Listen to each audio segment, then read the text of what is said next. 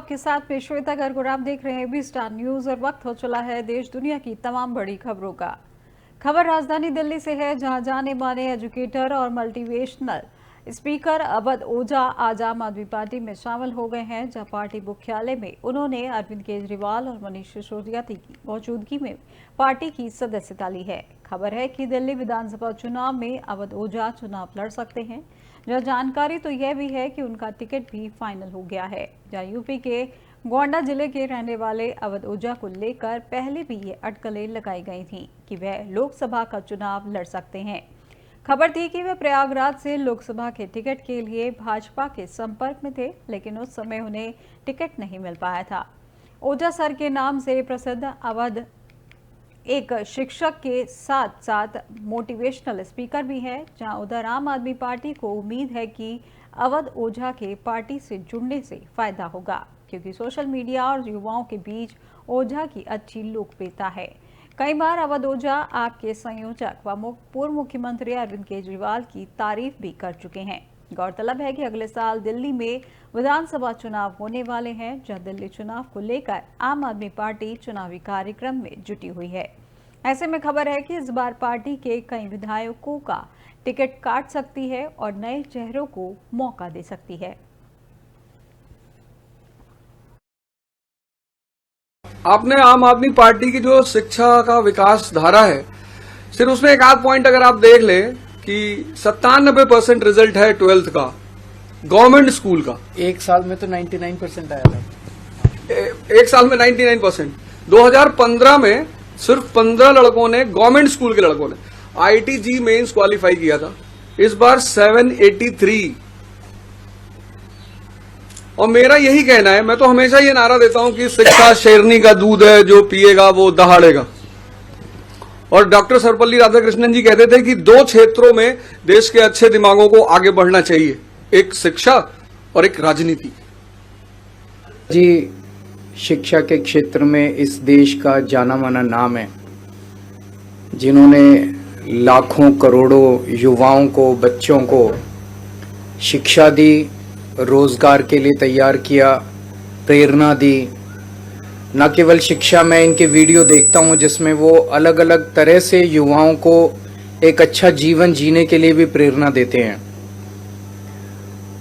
उनके आने से अभी तक जब भी किसी नेता को हम ज्वाइन कराते हैं तो हम कहते हैं इनके आने से आम आदमी पार्टी मजबूत होगी। आज अवध ओझा जी के लिए मैं कहना चाहता हूं कि इनके आने से देश में शिक्षा मजबूत होगी, क्योंकि आम आदमी पार्टी शिक्षा के क्षेत्र में सबसे ज्यादा काम कर रही है। और आम आदमी पार्टी के जरिए जब ये शिक्षा में काम करेंगे तो देश की शिक्षा मजबूत होगी। और राष्ट्र निर्माण में शिक्षा का सबसे बड़ा महत्व है, तो राष्ट्र निर्माण मजबूत होगा। एक तरह से हमारी कोशिश ये रहती है कि जिन क्षेत्रों में आम आदमी पार्टी, जो आइडियोलॉजी हमारी है, भ्रष्टाचार निरोधक, शिक्षा, स्वास्थ्य, इन क्षेत्रों में जो भी अच्छे लोग हैं जो काम कर रहे हैं, उनको राजनीति में लाया जाए, ताकि राजनीति में आके वो अपना और ज्यादा योगदान दे सकें। राजनीति में आने से पहले हम लोग भी एनजीओ में काम करते थे, मैं, मनीष जी। और एनजीओ में रहते रहते हमें लगने लगा कि एनजीओ के जरिए राजनीति के बाहर एक लिमिटेड तरीके से काम कर सकते हैं, इतना ही काम कर सकते हैं। जैसे मैं सुंदर नगरी की झुग्गियों में काम करता था, तो वहां पे 2 या 3 सरकारी स्कूल थे। उन सरकारी स्कूलों को ही ठीक कराने में पूरी जिंदगी बीत जाती है हमारी। लेकिन जब राजनीति में आए तो एक ब्रश से हमने दिल्ली। संयुक्त किसान मोर्चा के नेतृत्व में हजारों किसान नोएडा से दिल्ली कूच करने पर अड़े हैं। जहां किसानों के दिल्ली कूच आह्वान को देखते हुए पुलिस की ओर से 0 पॉइंट की बैरिकेड लगाकर चेकिंग की जा रही है। इसके अलावा कासना, दादरी, अन्य रूट से दिल्ली जाने वाले मार्ग पर बैरिकेड लगाकर चेकिंग की जा रही है। चेकिंग की वजह से कई चौराहों पर यातायात का दबाव है, जहां कई किसान नेताओं को उनके घर में नजरबंद किया गया है। किसानों को दिल्ली जाने से रोकने के लिए 4000 से ज्यादा पुलिस बल सड़कों पर है। जहां एक दिन पहले ही तीनों प्राधिकरण और जिला प्रशासन के साथ किसानों की बैठक विफल रही। 2 घंटे तक जारी बैठक के बाद संयुक्त किसान मोर्चा से जुड़े किसान नेताओं ने सोमवार को दिल्ली कूच करने की घोषणा की है, जहां किसान नेताओं ने दावा किया है कि गौतम बुद्ध नगर, गाजियाबाद, हापुड़ और आगरा से आए किसान दिल्ली के लिए रवाना होंगे।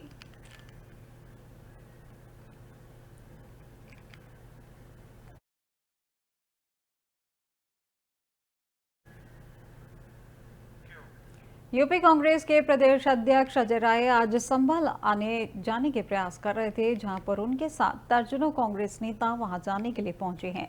पुलिस ने उन्हें पार्टी कार्यालय के गेट पर ही रोक लिया है, जहां कार्यकर्ता पुलिस व प्रशासन के खिलाफ नारेबाजी करते हुए हंगामा कर रहे हैं। पुलिस के अलावा 2 गाड़ी पीएससी भी बुलाई गई है, जहां संभल जाने से रोकने पर कांग्रेस प्रदेश अध्यक्ष अजय राय धरने पर बैठ गए हैं। पुलिस और पीएससी के जवान उन्हें जबरन उठाने की कोशिश कर रहे हैं, वहीं कार्यकर्ता नारेबाजी करते हुए हंगामा कर रहे हैं। कांग्रेस ने इसकी तैयारी पहले से ही कर ली थी, जहां रविवार की रात पार्टी के वरिष्ठ नेताओं ने कार्यालय में ही रात बिताई, जहां प्रदेश के अलग अलग हिस्सों से नेता रविवार की शाम को ही लखनऊ पहुंच गए थे, ताकि सभी सोमवार को सुबह एक साथ रवाना हो सकें। जहाँ तक अब चलेंगे और आगे बढ़ेंगे हम लोग। बाहर पुलिस अरे फोर्स खड़ी है तो वहीं से आगे जहाँ तक जाने देंगे चलेंगे, और उसके बाद आगे जब प्रतिबंध हटेगा तब जाएंगे जरूर, कहेंगे कि चोट पर जाएंगे।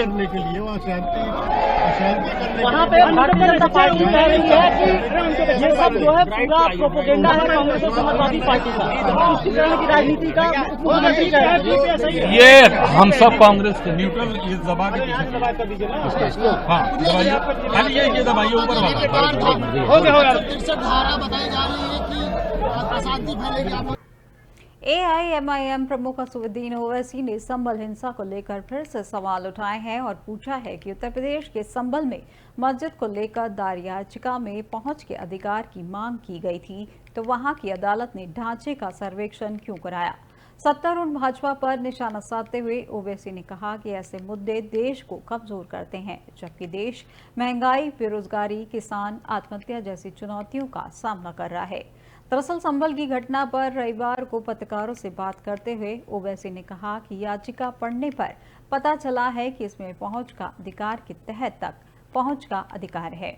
अगर ऐसा है तो अदालत ने सर्वेक्षण का आदेश क्यों दिया है, यह गलत है। वहीं हैदराबाद के सांसद ने पूछा कि अगर पूजा स्थल अधिनियम के अनुसार धार्मिक स्थल का चरित्र और प्रकृति नहीं बदली जा सकती, तो फिर सर्वेक्षण का आदेश क्यों दिया गया। गौरतलब है कि हाल ही में एक अदालत ने राजस्थान में अजमेर शरीफ दरगाह को मंदिर घोषित करने की मांग वाली याचिका को भी स्वीकार कर लिया है। कई विपक्षी नेताओं ने अजमेर दरगाह पर विवाद पर गंभीरता चिंता जताई है, जहां पर इस पर ओवैसी ने कहा कि दरगाह 800 साल से मौजूद है और अमीर खुसरो ने भी अपनी किताब में इस दरगाह का जिक्र किया है।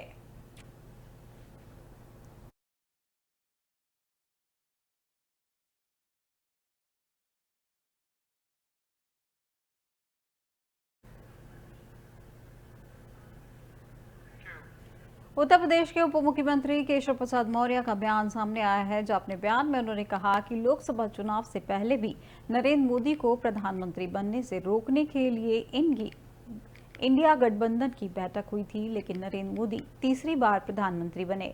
हरियाणा चुनाव में इनका गठबंधन टूट गया है, वहीं महाराष्ट्र में इनका सूपड़ा साफ हो गया है, जहां दिल्ली विधानसभा चुनाव में भी भाजपा का कमल खिलेगा और भाजपा की सरकार बनेगी।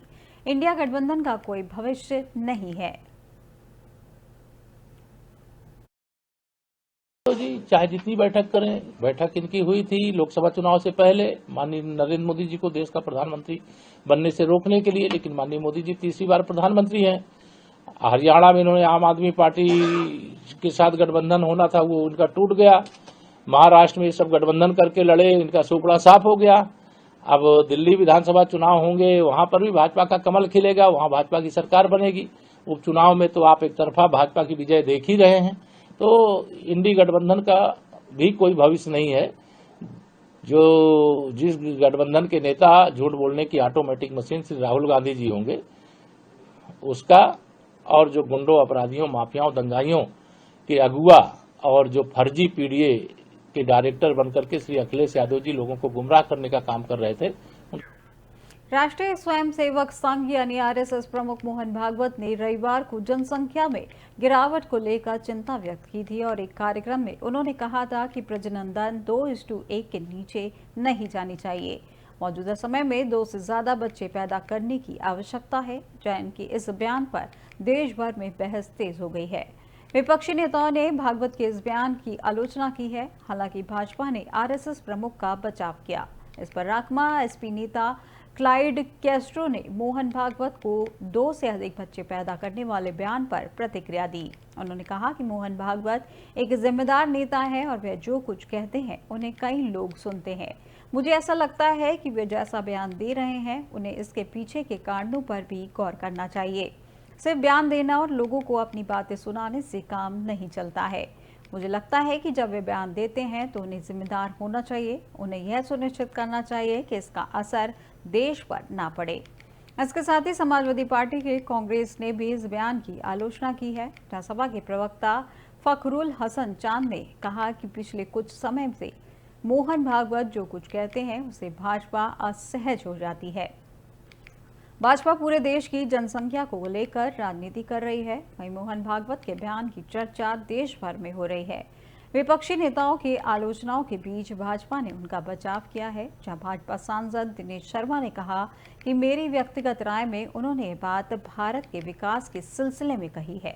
भारत को बुजुर्गों, अधिक उम्र वाला देश नहीं बनना चाहिए।